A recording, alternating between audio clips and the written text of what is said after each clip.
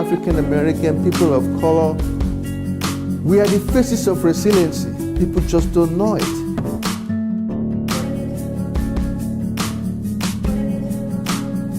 Having the strength to overcome whatever situation you have been placed in or whatever you're going through in that moment.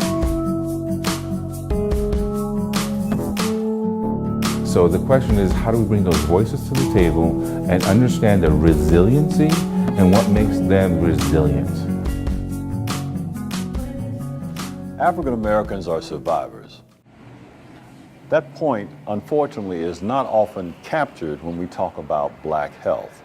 Let's go, Eric. Come on, push. These push, things push. are important issues because there are facts that support that. However, that's an incomplete picture.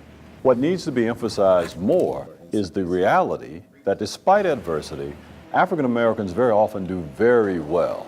Despite that, there's way too much high blood pressure, diabetes, and other cardiovascular risk factors among African Americans. But 85% of African Americans do not have manifest heart disease. Over 50% of African Americans don't have hypertension. It's important to understand that this is true despite the many challenges, the adverse circumstances that many African Americans face. That is a phenomenon worth understanding better.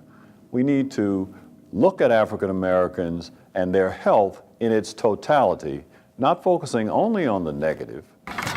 There are potentially many contributors and promoters of health in the African American community. We're going to take a look at the environment.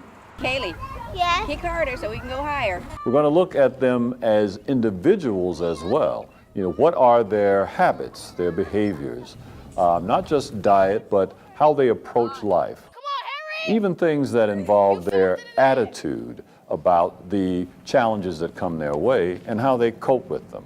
We want to understand better how people recover from challenge. You know, looking at younger people and how they deal with major challenges in their lives, such as socioeconomic challenges, but also health challenges, how they rebound. All of that is an important aspect of resilience that we want to explore over the course of this series. There's a lesson for all people. Resilience is understudied.